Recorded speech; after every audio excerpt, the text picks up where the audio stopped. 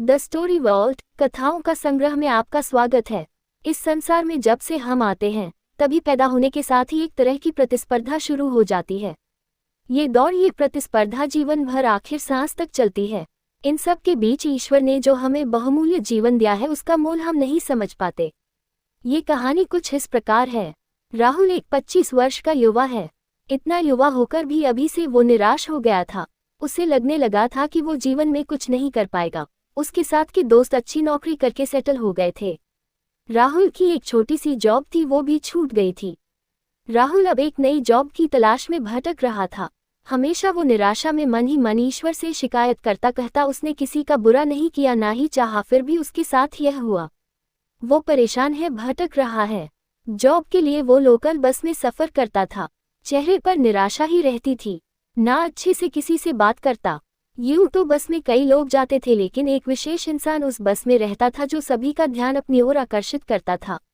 वो युवक लगभग 35 की उम्र का था। वो व्यक्ति रोज विंडो सीट पर बैठता था और अगर इसे विंडो सीट नहीं मिलती तो वो जो भी विंडो पर बैठा रहता उससे रिक्वेस्ट करता कि उसे विंडो पर बैठना है। व्यक्ति बड़ा अजीब था, रंग बिरंगे कपड़े पहनता था, हाथ में 7 कलर के बेन पहने था, बस में बड़े जोश में रहता था। उसकी आंखें बाहर खिड़की में ही देखती रहती थी और कभी कभी तो देखते देखते वो खुश होकर अपनी सीट से उछलता भी। बस में कोई उससे खुश होता तो किसी को परेशानी भी होती, लेकिन उसे कोई फर्क नहीं पड़ता, वो हमेशा खुश रहता। सभी ने उसका नाम रंगीला रख दिया। एक दिन वो बस में चढ़ा तो राहुल को उसने रिक्वेस्ट की उसे खिड़की पर बैठने दे।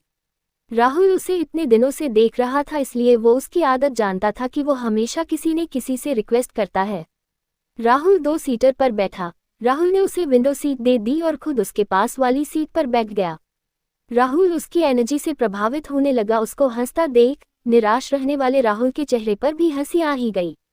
उसकी अजीब हरकतें, अपने आप में ही कुछ बोलते रहना, ये राहुल को अच्छा लगा। उसके इस तरह के स्वभाव के कारण राहुल का उससे बात करने का मन किया। राहुल ने उसको पूछ लिया, तुम क्या करते हो?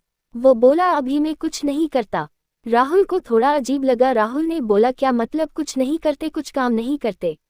वो बोला, नहीं, अभी मैं काम नहीं कर रहा हूँ। राहुल बोला, तो फिर शायद तुम अमीर घराने से होंगे। वो बोला, अरे नहीं भाई, हमारे पास कोई दौलत नहीं है। जो भी था वो भी सब चला गया। राहुल को उसकी बातों पर भरोसा नहीं हुआ। उसने सोचा कि वो व्यक्ति झूठ बोल रहा है या राहुल को बताना नहीं चाहता, इसलिए राहुल ने उस बात को वही खत्म कर दिया और फिर से चुपचाप बैठ गया। राहुल को चुप देखकर वो व्यक्ति बोला, अरे क्या हुआ, तुम तो चुप हो गए? मैं तो तुम्हें अक्सर देखता हूँ, तुम हमेशा निराशा रहते हो, हंसते ही नहीं हो, क्या हुआ, कुछ बताओगे? राहुल ने थोड़ा तंज मारते हुए बोला कि भाई, हंसने के लिए भी पैसा चाहिए, हम कोई आपकी तरह थोड़े हैं। हंसने की, खुश होने की कोई वजह तो हो। हमारी किस्मत में यही लिखा है, हमारा साथ तो भगवान भी नहीं देता। वो व्यक्ति बोला, अच्छा ऐसी बात, तो तुम मेरे आज से पक्के दोस्त। मैं तुम्हें अभी 2 करोड़ रुपए दूंगा। राहुल ने उसकी इस बात को हंसी में उड़ाया।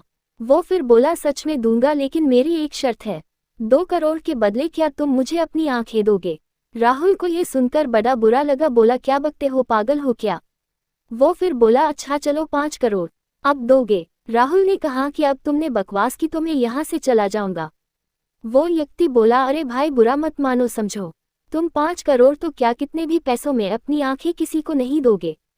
मतलब तुम्हारी आंखों का कोई मोल नहीं है, यह अनमोल है और ईश्वर ने ये तुम्हें ऐसी ही दी। ना सिर्फ आंखें बल्कि तुम्हारे हर चीज अनमोल है। तो बताओ फिर तुम गरीब कैसे हुए? राहुल अब व्यक्ति की बात को सुनने लगा। उस व्यक्ति ने बोला, सोचो अगर तुम्हारी आंखें नहीं होती, तुम कुछ देख नहीं सकते, तो क्या करते? राहुल बोला, मैं कैसे भी करके अपनी आंखें मांगता।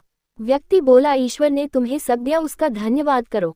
मैं भी तुम्हारी तरह ही सोचता था, फिर आज से 7 साल पहले एक बीमारी की वजह से मेरी आंखें नहीं रही।